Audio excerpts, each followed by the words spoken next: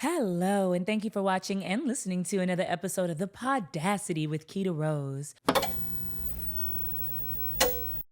Here we dare to use our voices, have the audacity to own who we are, and vow, raise up your roses, vow to never stop, never shrink, and most importantly, never. Shut up.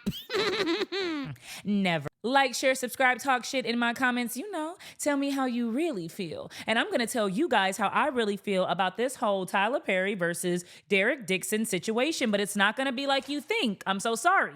It is not going to be like you think because I have a couple of things that are just really sizzling in my spirit.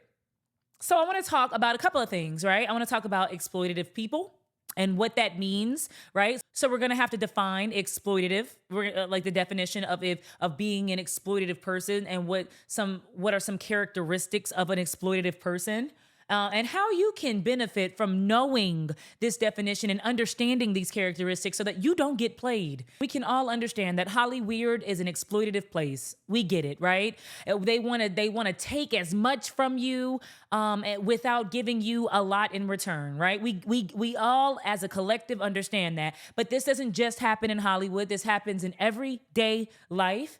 And there's always somebody, right, who will try to push your boundaries and who will try to take as much from you with very little in return. This could be a family member, this could be a boss, this could be a friend, and we really need to know how to combat these type of people, right? So that's the second thing, allowing people to push past your boundaries, even if you don't have hard boundaries up, right? There's soft boundaries where you're kind of like, hey, I don't like that. And there's hard boundaries where you're like, hey, not on my watch. Stop playing with me. I do not like that, right? Thirdly, this is not about who's guilty and this is not about who's gay.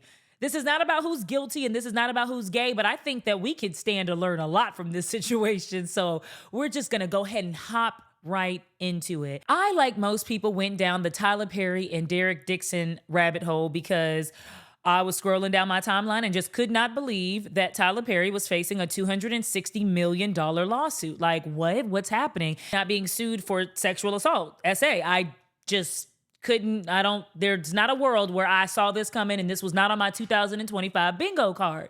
So I go down the rabbit hole. And of course, the main thing, right? Because people really don't care about SA. Let me just be clear about a couple things. A lot of people don't care about abuse, whether it's sexual, physical, financial. A lot of people do not care about abuse.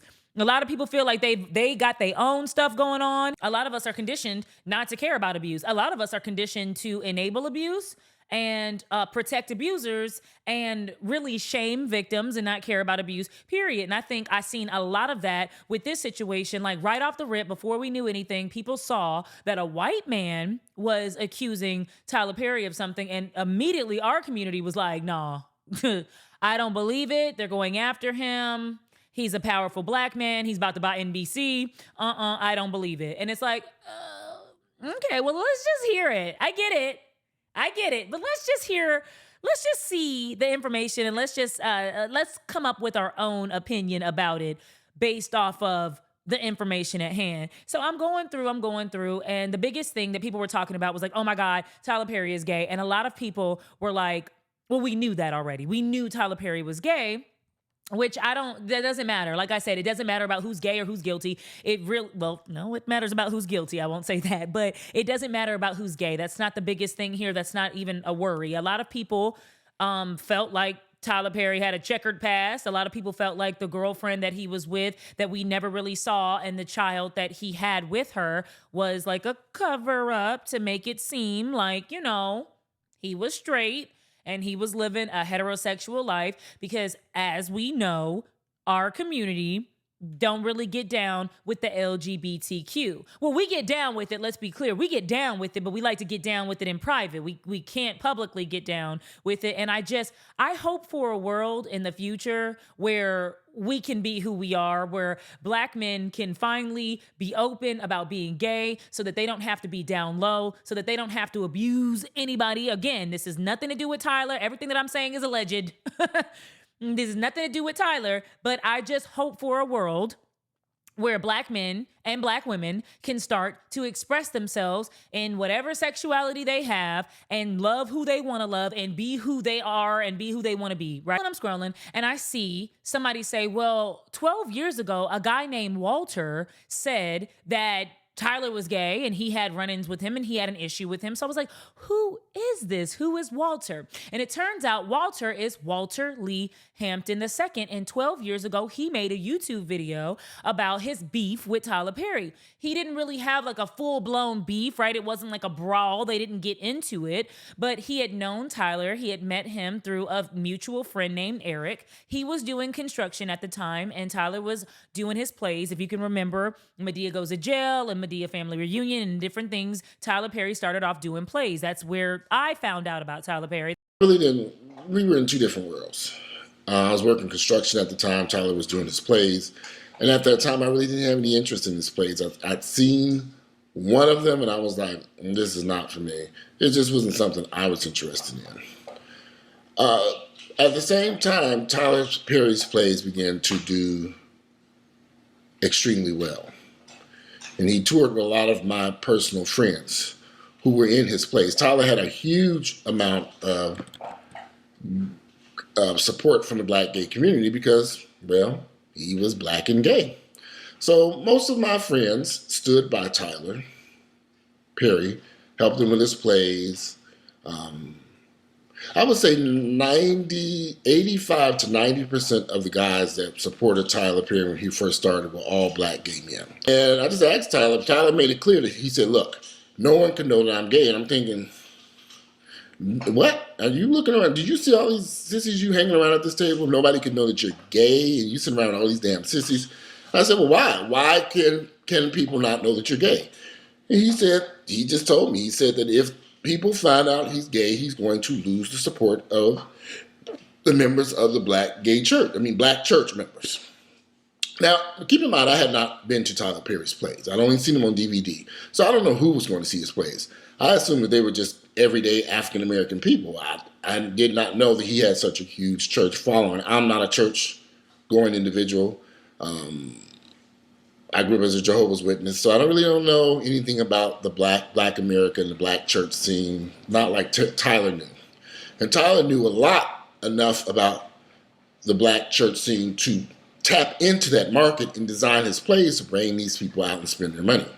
So then Tyler made it clear to me while we were sitting there that this was his bread and butter, and that if they found out that he was gay, that they would in fact stop coming out to his plays. And as we all know, they are not, that is a community that is not okay with anybody being gay, because out of all the sins in the world, a lot of the times the black church can forgive sins like SA and pedophilia and different things like that, but they cannot forgive you being gay. They will not forgive you being trans. It's just, it's super weird. Okay. It's like out of all, they can forgive adultery. The pastor can sleep with everybody. The first lady could be with the bishop. Like they gossip, adultery, SA, PDF. I can't really say much, but y'all know what I mean. PDF.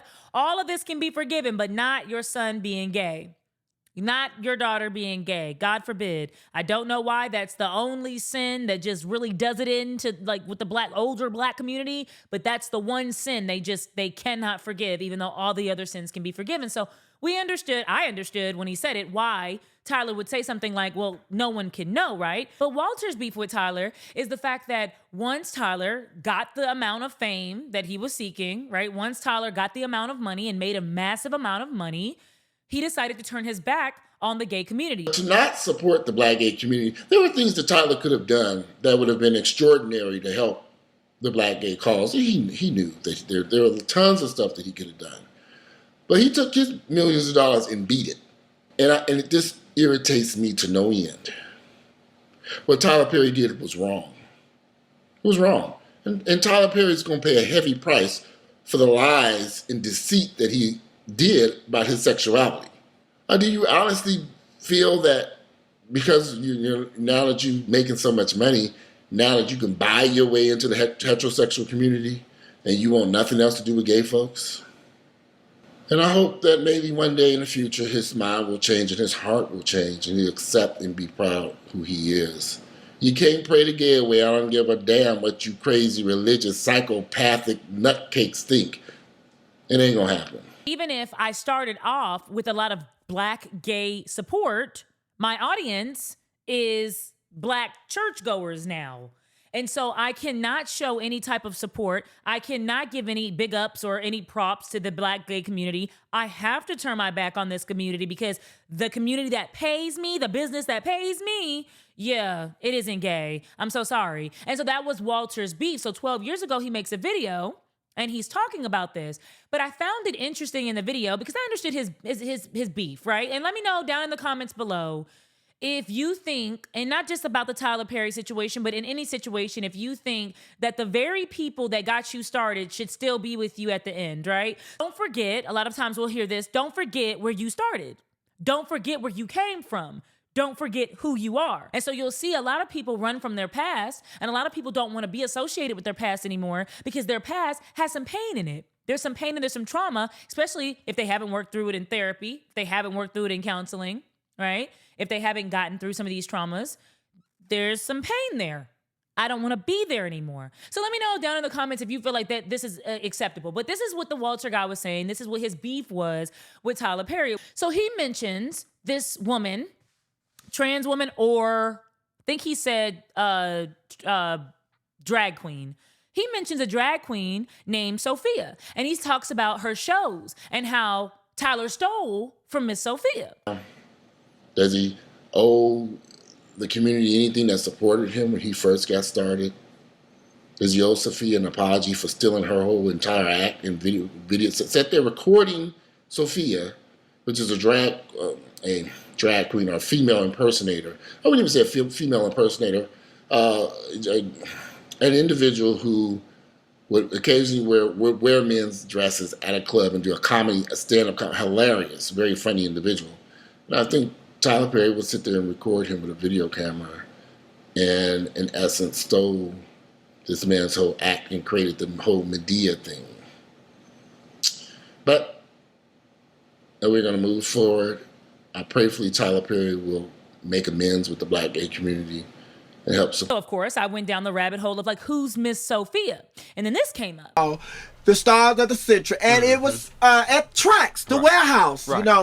Back in the day, it was like, some nights it would be a straight club, they call it the warehouse. Some nights it's the gay club, they call it Track. And the reason they can get away with this is because they had two different interests. The gay club, Tracks was the interest on the backside. It was on Lucky Street, and warehouse. The warehouse, the interest was on Marietta. Okay. But anyway, this is where I started, and this is where I first met Tyler Perry at this Monday night show. He used to freaking our Monday night shows quite regularly on gay night, through the back door, on the track side entrance, because we didn't open the front door. Wait a minute, you sure you ain't got it messed up? You sure he won't come doing a straight night in the warehouse on the other side? No, the warehouse door was locked when we were up in there with our gay ass on Mondays. But anyway, all right, I'm just making sure you want your back clear. I'm not saying that he was gay. I'm just saying that he was at the gay show. A lot of people he used say, to frequent she just being messy, trying to throw him under the bus. No, I'm not trying to throw him under the bus. I'm just telling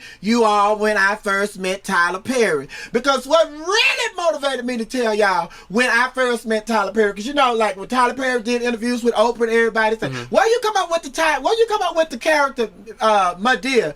Oh, I get it from my aunties and growing up, my aunties and my aunts and my grandmother. I used to see them and blah, blah, blah, blah. And it's like, okay. I'm going to let him have that. But I moved here in 1999. Tyler Perry started coming to the show in 1999. When I moved here. So he started coming as soon as you got here. He would come to the show. He'd sit up under the spotlight. He would sit back there behind the camera, and he never wanted us to take photos of him. He never wanted us to video him. And he said, even he even said, now if they start taking pictures and stuff, I'm leaving and da. So we respected his wishes because we knew how the media was, and if pictures got out of him in the club, people could say, Tyler Perry hanging out at this gay club, was he there, da. Was he, with somebody, da. Is this his hangout? And blah, blah, blah, blah. Is he living 2 different lives? We respected that. And then on top of that, it's Tyler Perry. And Tyler Perry probably put us in some of his movies. So it's like, okay, we respect his wishes. Right. But after the show, Tyler Perry would always come up and tell me, you know, you crazy. You know, you stupid. And you know, I'm going to put such and such, such you said in the show. So I'm just letting you know now, I'm going to write such, such, such, and I'm going to put that in the show. And one of my most famous lines that I said at the club one night, and he came and he told me that he was going to put it in the show, was my FUBU line. When I had went up to somebody and I said, ooh, baby, you giving me FUBU. And they're like, what? No, that's not FUBU. Yeah, you are fat, ugly, big, and uncomfortable. So he took that line and he put it in one of his plays. Oh, man. So then, so Tyler Perry would come back to the show. And then when Tyler Perry would come to the show, he would bring, you know, celebrities with him. Right. I remember Tyler Perry told me, he said, you know, you crazy, but I'm going to put you in one of my plays. I got you for my next play. I'm going to put you in one of my plays. And blase, blase, blase, blase. I know everybody like when I say blase, blase, blase, blase. So I say, yeah, he said he's going to put me in the play. So, you know, he come back and he said he's going to put me in the play. So then he come to the show and there's no play, just come and get some more lines, get some more jokes. But he would give me a nice little tip. He would give me a nice tip. You know, he said he going to put something in the play. He said, you crazy now. He just give me this money, give me this money. I said, okay. Don't wait on him to put me in the play. So then he come back to 3 more shows. And you know, it's like, okay. So I'm just waiting, you know, Tyler Perry gonna put me in the play. So then he comes to the show with Ann Nesbitt one night. Oh yeah, I so like like, that. oh, okay. So then Ann Nesbitt, they go on, Tyler Perry go on, next thing you know, Ann Nesbitt, Tyler Perry, next play. Well, that nigga told me he was gonna put me in the next play. What happened? Okay, well, don't say that, be cool, we got you for the next. Yeah. Then the next play comes, you know, Tyler Perry come to the show. I'm gonna put you in the play. You know you crazy. You know you said such, you crazy. Take some more lines. Nice tip. Give me a nice tip. Take some more lines. So then, you know, months go by. Then here come Tyler Perry with Deatrick Hicks in the show, to the show on Monday night. So it's like, after the show, it's like, what is Deatrick Hicks doing here? What y'all doing here? Oh, we in town for rehearsal. Rehearsal for what? Tyler Perry new play. What? Tyler Perry said he was gonna put me in the play. He ain't put me in the play. So it's like, okay. So then fast forward. So now all of a sudden, Tyler Perry bringing all these people to the play. He ain't put me in no play. So it don't look like he gonna put me in a play. So I'm cool. You know, I'm content with just, you know, being over here, you know, doing my thing on the Monday night show. Because back then, we had thousands and thousands of people coming to the show on a Monday night. Thousands and thousands of people coming to a show on Monday night. And people were like amazed at how could we get all these people in this show every Monday. And every Monday the show was like that. Tyler Perry used to come to the show all the time, sit in the back. And once I had a time just sit back and think about it, the reason that he didn't want us to take pictures and to video him while he was there was because he saw the bigger picture. Right. He coming to the show, he gonna steal all my shit, he gonna go and put on this wig, and he's gonna become Miss Sophia himself and call his Miss Sophia my dear. So it's like, oh my God. So everybody like, oh my God, I can't believe Tyler Perry. Tyler Perry stole all your stuff. You know, you with the gun and the purse, because I used to do, every time I do my show, I have something in my purse. I would have guns, knives, bricks, all of the stuff that he does, you know, as my dear, he come and he would, you know, it's stuff that he's doing. I used to do my Tina Turner. Tina Turner was one of the imitations that I always do. Oh, hello everybody. I say hello everybody. How you doing? You know, I do my Tina Turner. Tina Turner always in his show. You know, when he do my deal, Tina Turner in the show. So then it's just like Miss Sophia, the Color Purple. I do all my Color Purple stuff. Then Tyler Perry. When you see Tyler Perry, he doing Color Purple. Then everybody's like, he ain't stealing your stuff. Men been dressing up in wigs for years. You know, you ain't the first one to dress up in no wig. Right. No, I'm not. Flip Wilson was doing it. Yeah. That's why I wanted to do it, because I saw Flip Wilson doing it. Then I see Eddie Murphy doing it. I see everybody doing it. Martin Lawrence doing it. Jamie Foxx doing it. You know, Robin Williams doing it. But the difference is, a lot of men that dress up in wigs, they are not saying the same exact lines that I say at my gay club that Miss Tyler Perry has been coming to, lifting these lines. So after watching that, I went to go see a couple of Miss Sophia's acts, and it was like, oh shit. It was like identical. Like from the purse, like she says, to the gun, to the mannerisms, to what if it is true, I'm not saying we can't say what's true, but if these stories are true, he stole her character. If this is true, then you can see the kind of exploitative goodness. I'm gonna trip up on this word this whole time. Exploitative nature of Tyler, right? So Miss Sophia talks about how he'd come in and he'd sit down and he wouldn't want anybody to see, and he'd continue to promise her, like, I'm gonna give you this role, I'm gonna give you this role, in hopes that they continue in good graces. You know, if somebody lies to you, or if somebody says to you outright, I'm not going to give you anything. I'm going to come and I'm going to take some of your material. I think it's amazing. I think it's really funny. I'm going to take some of your material and I'm going to put it in my plays and I'm going to get rich off of it. 9 times out of 10, you would try to get that person banned from the club, banned from seeing, right, your stuff again. Both Walter and Miss Sophia talk about how she had a show every Monday night at a club called Trax.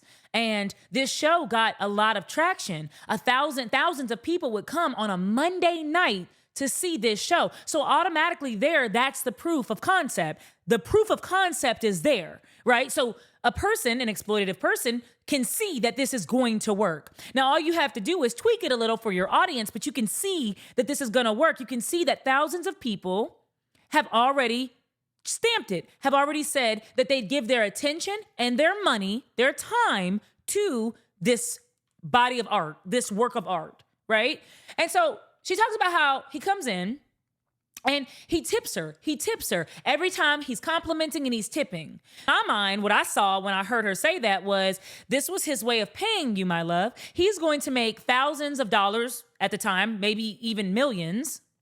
At the time, he's going to make, or hundreds of thousands, he's going to make a lot of money doing this, and he might feel bad, a little bit of conviction, and so he's going to give you a tip each time, and he's going to give you these promises to keep you going, and especially if you're somebody that really wants to break into this industry, which she talks about. She really, really wanted to be a part of the plays, and he kept promising her that. She really wanted to be a part of it, so you're going to come every Monday. If I'm Miss Sophia, I'm going to come every Monday with my best shit, because I hope that Tyler Perry's going to be there, because I hope he's going to see me and pick me to be a part of the plays, eventually be a part of the movies, right? It's significant because if you know me, you know past and patterns matter to me.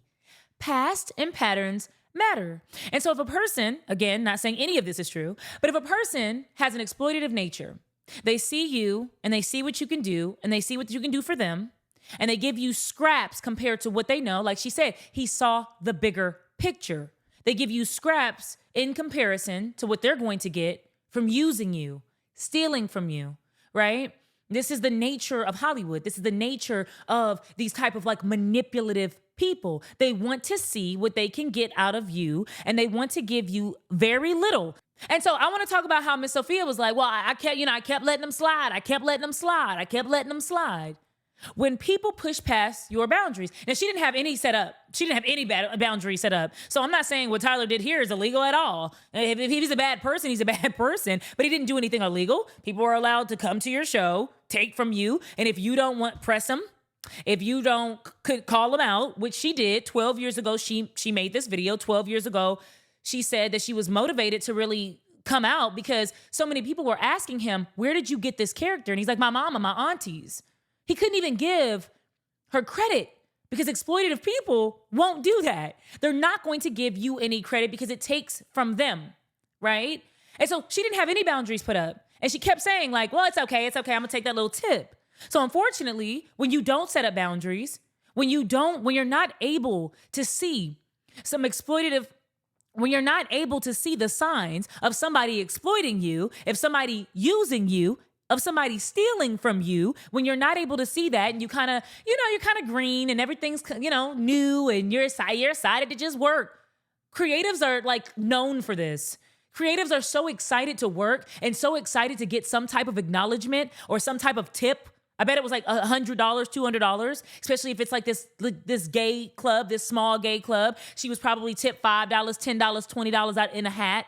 But here he comes with $100, $200, maybe $500. At the time, you were very, very thankful for that because finally somebody sees my talent. But you don't see the bigger picture. You don't see what that person really has in store for you. You don't see it. And it's really, really important for us to start seeing these things. It's really important that before we get burned, before we get snaked, we start to see the patterns of what a manipulator looks like. I'm not saying this is Tyler again, but I'm just saying what a manipulator looks like, what a narcissist looks like, what somebody that is exploitative looks like. You don't know how to stand up for yourself. And if you don't know how to use your voice, and if you don't know how to create those boundaries for yourself, then you're going to get exploited. And it's not a good feeling to get exploited. Get into this whole Dixon lawsuit situation, right? Because I promise you, I'd like to just tie it all together. I know a lot of you, if you're still here with me, you're still rocking with me, you're like, so what's the point? Okay, well, first of all, the point is to get my points across, right? We're gonna talk about exploitative people. We're gonna talk about these boundaries that a lot of us, I won't say all, but a lot of us lack. And we're gonna talk about how and why we allow ourselves to get into situations like this. Again, not saying any of this shit is true, but also not saying that it's false.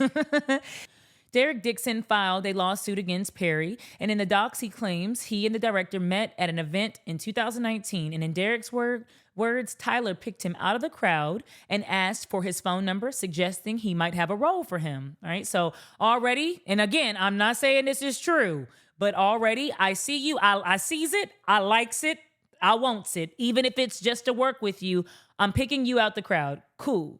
As it turns out, he did.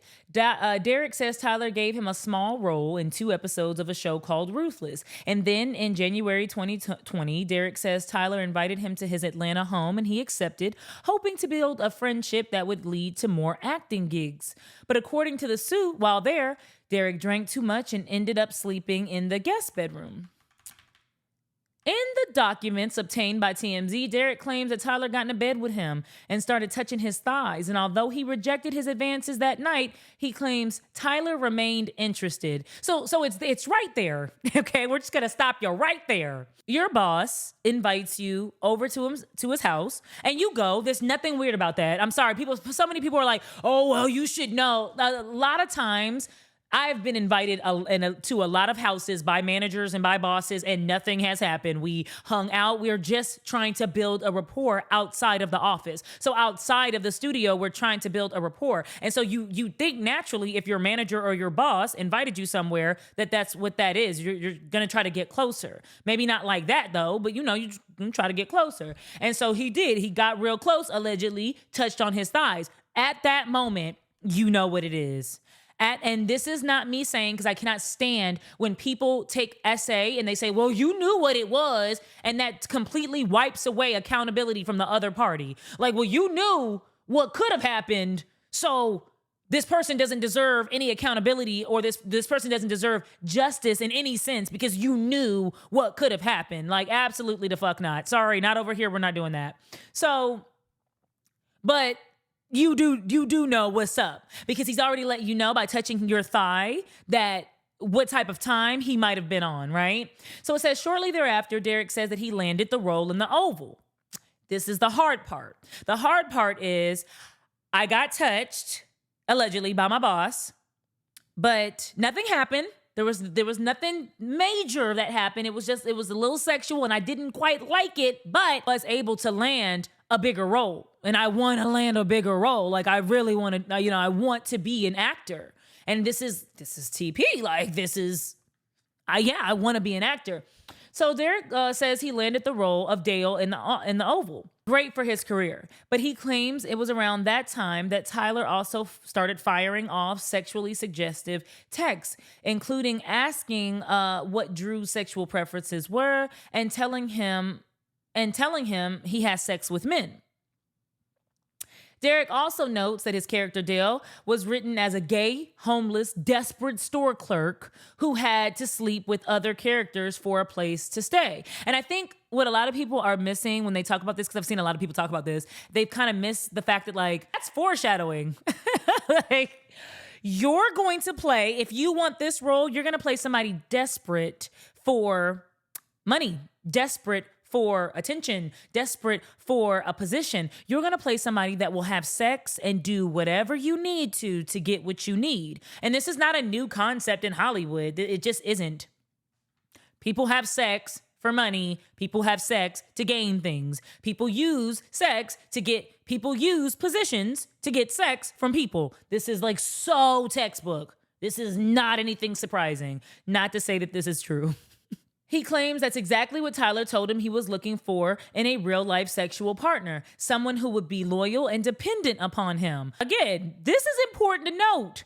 When somebody tells you who they are, you need to believe them. When somebody tells you, I want somebody to be dependent on me, and a lot of us who don't have discernment, who haven't been through much in our lives and haven't experienced being exploited, being played, being manipulated, a lot of us would say, that is so sweet.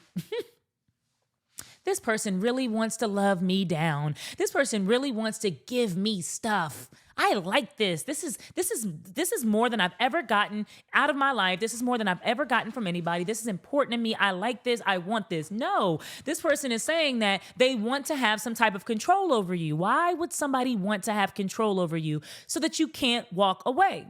Because I know that once you get to know the real me, once you get to see my real intentions, once you see behind this mask that I'm putting up, you're going to want to run away. And I need to have some type of hold on to you so that you can't. When you're dealing with somebody controlling, when you're dealing with somebody manipulative, this is what they do. It's a psychological warfare, right? They want to control you. So yeah, this is what manipulative and controlling people do. They want you to be dependent on them. Again, not saying this is Tyler, but this is interesting. So Derek says that he feared that his career would be derailed if he flat out rejected Tyler. And I'm so sick of people acting like they've never been through this, and maybe they haven't. Maybe you haven't been through this, but if your boss has ever came on to you, then you know that saying no, even when you're stern, like even so setting those soft boundaries or those hard boundaries, regardless if it's a playful, oh no, not today, or it's a hell no, stop playing with me. I do not get down like that. No matter what soft or hard boundaries you put out, you could get fired. That is a possibility. You could be blackballed because you don't know how people are going to take rejection. And a lot of people do not take rejection well, especially people that are drunk off power. People that want people to be dependent, they do not take the rejection well. Because a lot of the times they feel like, who the fuck are you saying no to? Do you know who I am? Do you know what I could do for you? Do you know what I've done? Do you know the people I've gotten to say yes? And you are going to tell me no? Who the fuck are you? And this is where you need to decide who the fuck you are. For real, like that ass. This is where you need to decide who you are. Who are you? Are you somebody that's okay with doing this? And this is not just about the situation, but I thought it would make for a good example because you need to decide who you are. You know, people are going to push past your boundaries at all times. Friends, family members. You need to decide if you're okay with tolerating certain things. You know, if a friend comes over unannounced, walks up in your house and eats all up your food and sleeps on your couch and then leaves without giving anything, without offering anything in return, without offering even a thank you, are you somebody that's okay with that? If your boss rubs up on your thighs or slaps you on the butt, are you okay with that? Some people are. Some people can go their whole lives being okay with that. Are you? And if you're not, then you need to step up. You need to put those boundaries out there, no matter the consequence. I say that because even the strongest people, and a lot of people, they like to talk about what they would do and could do in certain situations, and that pisses me off because you don't know what you would do unless you've experienced it. And a lot of people would do exactly what they say they wouldn't do, but they never admit it. So we're not worried about those people, right? But I've been in a situation where I was scared to walk away from employment because it's employment. And I didn't want to I don't want to go broke. I don't want to be in debt. I don't want to stop making the money that I'm making. So I'm going to accept certain things that I knew deep down inside hurt me, that I knew was abusive to me. And I knew was wrong. But I stayed because, I'm getting money and I'm getting opportunities. And I don't want to piss my boss off.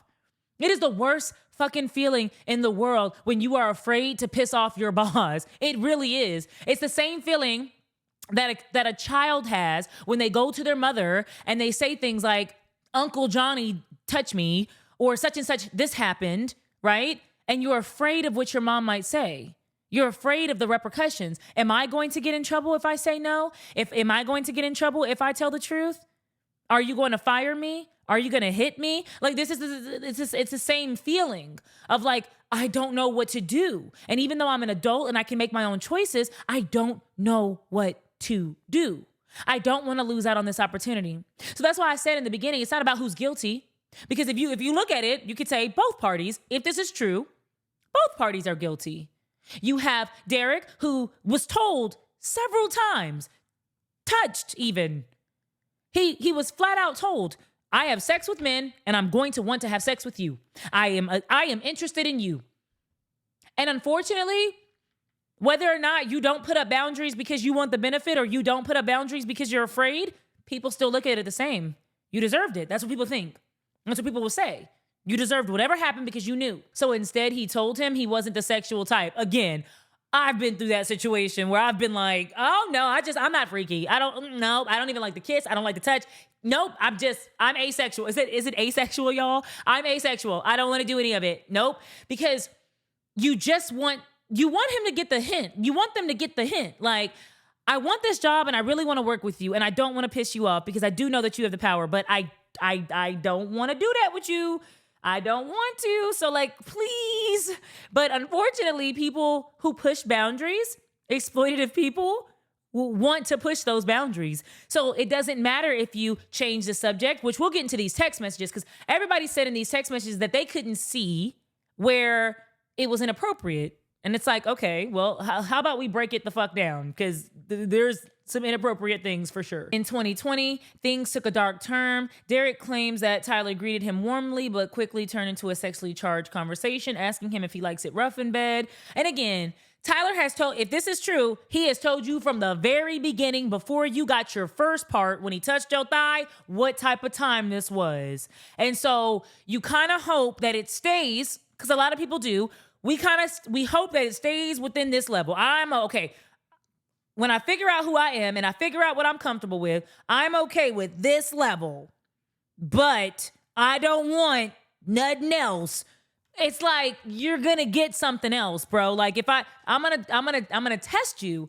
First, I'm going to touch your thigh. Then I might touch another part. Then I might try to kiss you on your cheek. And then I might try to force my tongue down your throat. Like, sorry, trigger warning, but like, it's true. I'm a type of person that wants to push boundaries because I'm used to getting what I want. So even if you put up a no or you try to change the subject, none of that matters to me. I look at it as a challenge between both men. Most ones Tyler allegedly sent are sexually charged. For example, no straight man would go on walks with you or cook you dinner unless they want to fuck you and I want to fuck you.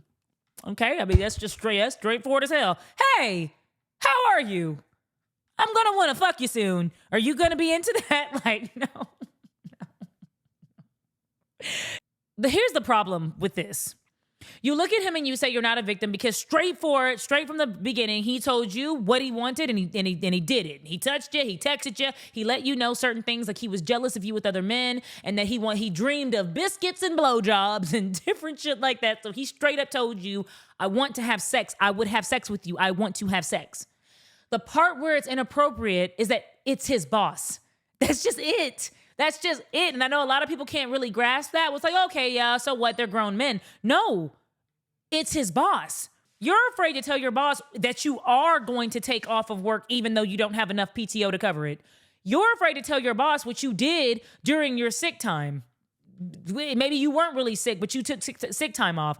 You're afraid to do those things. Why wouldn't you think somebody else would be afraid? Why wouldn't you think that this guy who genuinely wants to be an actor and might be desperate, because a lot of the times controlling people, exploitative people, will look for desperation, which might make sense as to why your second role with this man was being a desperate store clerk who slept with men for any type of an opportunity or money. This is what I want from you. I want you to do things for me because you know that I can give you an opportunity. And I think there was a text message where Derek was like, well, I'd only sleep with a person if I could have like an Oscar or something. Well, right there, you kind of give in, right? It's like years and years of you allowing somebody to push past these boundaries. And then you kind of give in to where you're like, well, I'll do it. I'll sleep with you, but this is what I want in return. So people will say things like, I think that this is a money grab. It might be. This might very well damn be a money grab. But the problem with these powerful men is you make it really easy to grab the money. You make it extremely easy to grab the money. So Tyler Perry's attorney, Matthew Boyd, says that this is an individual, Derek is an individual who got close to Tyler for what now appears to be nothing more than to set up a scam. And it's like, I think that you got close to him because you wanted some sex, allegedly. And he allowed you to get closer and closer because he wanted opportunities. And that's just what it is. And it's unfortunate that this is what happens. But like in these text messages, this is what I really want to talk about. I want to talk about these text messages because a lot of people were like, well, I don't see how it's inappropriate, or I don't see him pushing boundaries. And it's like, okay, let's talk about this one. Nice picture. Yeah, the water does look calm. Nice picture. This is Tyler, allegedly. I mean, great, amazing, awesome picture. You know what the fuck this man wants. You know that this man wants you to be like, ooh, zaddy, period. You know that, but you're trying to like change the subject or make it just a friendly thing because you don't feel like having sex with him and you don't feel like flirting with him because you're genuinely not interested in him. But you know you need to do a little flirting for the position. So allegedly Tyler goes on to say, you don't see that stud in that nice picture? Rude. And he says, yeah, that's a stud. And he's like, rude. It's like, okay, like you're being forced to flirt with this man because he says things like, here's another text message, I can call you later or tomorrow sometime. And allegedly Tyler says, you have a really fresh voice and take on things. I don't know where this is going, but I laughed the entire time. I could see the world and the characters. My exclusivity ends in 30 days. And so people right here are like, well, I don't get that part. Well, he's saying you have a really fresh voice and take on things. So clearly Derek gave him an idea for like maybe a movie idea because Derek said that he wanted to be a writer and an actor. So he's giving him ideas, right? And he's the man to give it to because he's the man that can take those ideas and bring it to life. And so he's saying like, you have a really fresh voice. You have a really good take on things. As a boss, you're excited to hear your boss say some shit like this because this could mean that like he could write this role out for you, have you play it, or teach you how to write, or give you some type of opportunity. I could see the world and the characters. I could see what you were saying. My exclusivity ends in 30 days. Okay, giving you a time frame. In 30 days, my exclusivity ends, and I want to take Losing It Out to Amazon. So clearly it was called Losing It Out. Losing It Out. Maybe that's what the movie or the project was called. I want to take it to Amazon or Netflix, and after that, gauge their interest. So right now he's saying, wow, when I talk to you, you have a really fresh take. You have all these things that I like. My exclusivity ends in 30 days. I want to take all this. I want to take this and I want to give it to Amazon or Netflix. Fuck yes, you're excited. You're as a wannabe writer, Tyler Perry telling you that he's wanting to take your project because he can see the world to Amazon or to Netflix is something you want to hear. That is something you want to hear. And 30 days gives you that limit. So in your mind, you're like, 30 days of this. All I got to do is flirt with this big black man for 30 days and I'm going to get what I want. But I also want to try to get you with the right people to help you make these shows work. They are not for my audience, but we need to figure out a home for this. I don't want you to miss another Schitt's Creek. You know that Eugene bought that to me first, but I didn't get it. So again, somebody brought an idea to me. I didn't get it. I don't want to miss out on this idea like you're bringing to me. So I'm going to really get this in front of the right people after 30 days. This is something that you dead ass want to hear from your boss. And he's like, wow. Derek's like, wow. I was worried you'd even like it because it's such a weird concept. So big letters, thank you. Again, you're wanting that deal. This is crazy. So here's another text message. What's it going to take for you to have guiltless sex? Have y'all found that out yet in therapy? Because again, I feel like Derek, all this is alleged, but I feel like Derek was like, I'm in therapy. I can't do this. I really can't have sex with you because if you've ever been in this situation, then you know that you breadcrumb just like they do. When your boss says, I was really thinking about giving you a promotion, and you say the same thing to him. I was really thinking about giving you blowjobs and biscuits, but let me get that promotion first. It's just what it is, and stop acting dense, and don't act like y'all don't know what the fuck I'm talking about. But it says, what's it going to take for you to have guiltless sex? Have you found that out yet in therapy? Yes, it's the same kind of car, a Geo Metro. And he's like, Derek says, giving up my religious guilt, becoming a Buddhist. That's cool, where you came from. And he's like, unfortunately, Derek, I have friends who are in my 50s and 60s who are still dealing with that. And it's like, technically, if it's you, if this is Tyler, like, you're still dealing with that, right? Because you can't come out and tell anybody that you still dealing with guilt, but okay. But it says, you can have freedom from religious guilt and still believe in Christ. And what's wild about that message is you would never say that to your audience, though. Not to the Chitlin circuit. You'd never say that to them. I feel like Derek is telling him, like, I can't have sex with you because of my religion. My mom thinks I'm going to sell my soul. This is wrong. And Derek feels like this is wrong. And Derek doesn't want this, but Derek wants that opportunity. And sometimes we will push past our own boundaries because we want that opportunity. And I'm telling you, that is what selling your soul to the devil is. And every time it's going to bite you in your ass if you do that, every time.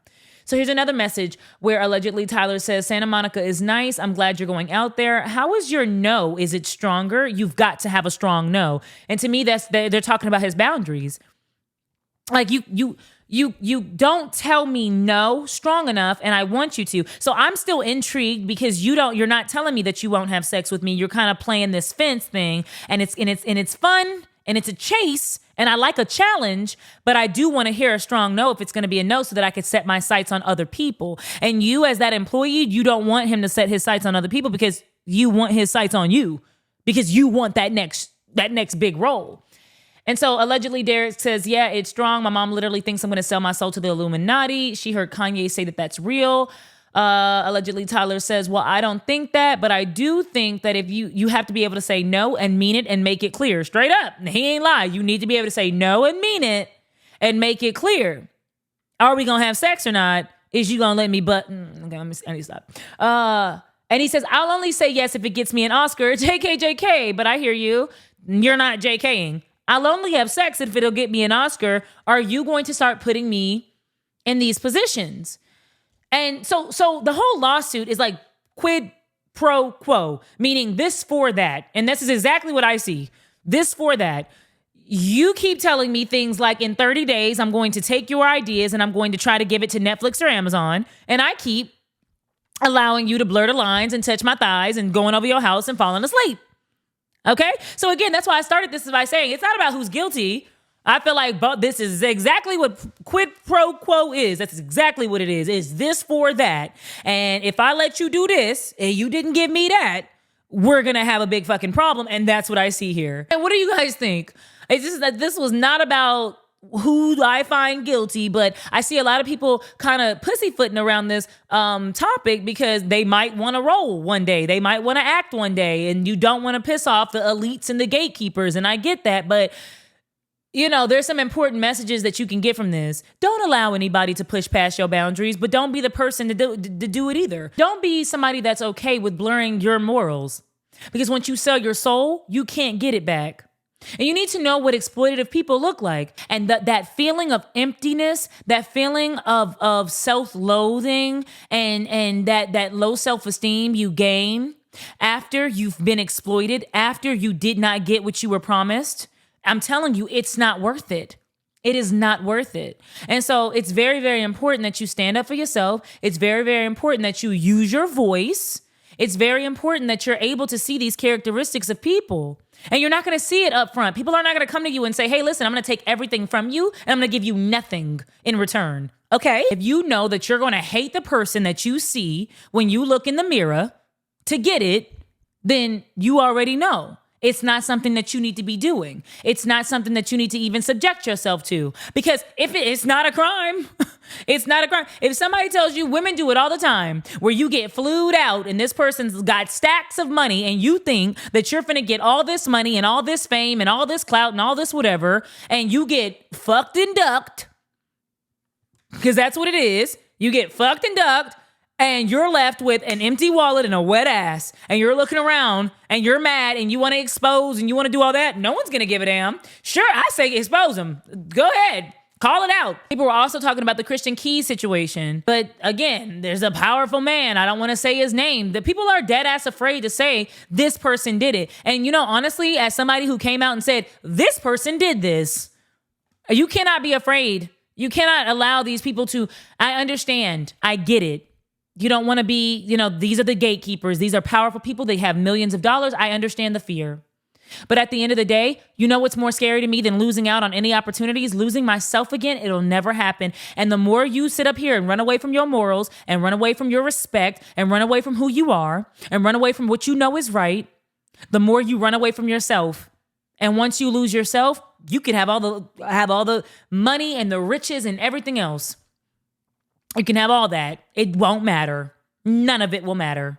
There's this correlation, and I can't really put my finger on it, but there's a correlation between Black gay males that have been hurt in the church and their exploitation of Black women. And so a lot of the, people have been talking about Straw, which is Tyler Perry's most recent film, and how Black women are tired of being exploited. It's just about Black women trauma. It's just about Black women pain. And I don't know what it is about Black gay males specifically that were in the church, because they say Tyler Perry was a pastor. Tyler Perry was a minister at one point. He was very, very deep in the church, which is probably why he's able to preach, because he does preach. He can preach. When he laid his hands on when he laid hands on T.D. Jakes, a lot of people talk about that. And T.D. Jakes called him up and he said, "Oh, well, I'm not prepared for this." And then he had a whole sermon that he was just putting out there, even though he said he wasn't prepared. Yeah, like he's able to preach. He knows how to preach. He's very well versed in the church. Even his response to all this was very much so what you would hear a pastor say. He's got the whole world in his hands. Got the whole world in his hands. Hey, I'm just sitting here on my porch just looking. What am I looking at? I'm looking to the hills from whence cometh my help. For my help, some of y'all know the rest. I just wanted to come on and just tell everybody, just be as calm as you can. He's got the whole... There's this correlation between, and I don't know what it is, between Black gay men that were hurt specifically in the church and their disdain for Black women. And it's not jealousy. I don't think it's a jealousy thing. A lot of women will be like, oh, they want to be us. They want to be women and they want to be, I don't think it's that. I feel like it's deeper. I feel like psychologically, it's maybe like your mom didn't protect you. Like the women in your life did not protect you. Like the women in your life maybe told you couldn't be gay, or maybe they allowed you to go to the church, the same church that, the elder or the mentor or the pastor did something to you. And like nobody was there to help you. And especially when we're children, we look for our mothers specifically to protect us. I know men are supposed to be the protectors, but we look for our mothers specifically to protect us. And I feel like, and I could be wrong, let me know in the comments if you think I'm tripping, but I feel like that's what it is. It's like, people were saying that they don't want to watch Straw. I haven't watched Straw and I won't, because I don't want to see Taraji. I'm tired of seeing Taraji like sweating and distraught. And I think in the state of the world right now, Black women specifically have been through a lot. I'm not saying that Tyler isn't talented. I'm not saying that Tyler doesn't deserve where he is. I think he deserves all of his fame. I mean, if that whole Miss Sophia story is true, she deserves a little bit of it too. You can cut her a nice check. That's wrong as fuck. But I think that he's talented. And when you have talent and when you have drive, you become successful. Okay. But... Diary of a Mad Black Woman and Kimberly Elise, I think that was her name, being kicked out of the house and divorced sisters and all these things, all these movies where Black women are going through the most pain ever. And it's like Black men also have trauma.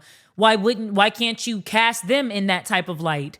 Like Black men also have drama. Black men, why don't you do a movie where a Black man can't get custody of his kid because the system is rigged, and then he gets pulled over by the cops, and then he gets shot at, and then he gets beaten, and he has to run? I'm not saying that that's some shit I would want to see either, but I'm just saying, like, why don't you? There's a lot of other Black trauma stereotypes and tropes you can go through and you can explore. I think we're Black woman traumatized out. And a lot of people, his fan base, which are women in the church, Black women specifically that go to church, that are Christians, that are Southern Baptist women, They want to see that trauma because that's what they can relate to. And I've seen a lot of women defending Tyler and saying things like, this is what women go through. No, the fuck, not straw. No, the fuck it isn't. That you have not experienced that in one day. And I get it. I get the sentiment. The sentiment is, no, but there are times and weeks where you might lose a family member and then you lose your job. And then we get it. We get the snowball effect of like trauma. We get how in the Black community, they say bad things happens in threes. So you might lose your cousin, your auntie, and your son all in 1 week. We get it. We do understand that. Do we want to keep watching it though? I remember they stopped making slave movies because so many people were like, we're tired of Black trauma. Can you do something else? Paint us in a different light because Black people, Black men and women are not a monolith. And some of us, a lot of us, I'm a Black single mother that has never been through any of that. I work hard. My kids is good. I don't know. I don't have a crazy big village, but I have people that care enough to help me if ever I needed it. I don't know. I've never experienced that shit. And I'm not going to act like I did. I'm not going to act like I want to. That seems very, just sweating all day long and running and crying seems very hard. Seems like a life I don't want to even live, even try to pretend to know about and be able to relate to. Okay? So there's this thing, I don't know. I don't know what it is. I really, really don't know what it is, but I wouldn't be surprised if something happened in his past with church. And a lot of people from the church will laugh about that. Think, I don't know, it was a gospel singer that was like, why everybody church hurt? Why y'all not work hurt? Why y'all not, she made a joke. But it's like, because a lot of hurt happens in church. A lot of pain that they like to cover up and sweep under the rug. But, we'll talk about that in another episode. Whew. Anyways, I was going to wrap this up. I'll still support Tyler. I just need another thing to come out. I need a show called Black Men, where Black men just go through hell. I'll watch that. I don't know. I need a show called White Jewish Men, where white Jewish men go through hell. I'm tired of it. I can't do it anymore. I don't want to see it. I'm not going to watch it. And I think, I also want to say this. I know I said I was going to wrap this up, but I want to say this. It's y'all's fault. It's a lot of y'all's fault that we keep getting these Black traumatic ass movies from Tyler Perry. And I tell you why. Because y'all didn't like Alex Cross and I did. I liked Alex Cross. He wasn't a woman in it. Nothing bad. I mean, I don't see anything wrong with Alex Cross, but y'all were like, oh, that was his worst movie. No, it wasn't. And then y'all said that to him and he went back to Black woman, black ass trauma, single mom. Nobody wants ya. You're sweating all the time. You stink. It's hard to watch. Let me know in the comments below how you felt about this episode. Again, thank you so much for watching and listening to another episode of The Podacity with Keita Rose. Here we dare to use our voices, have the audacity to own who we are, and we vow to never stop, never shrink, and most importantly, never shut up. And until next time, baby, I will holla.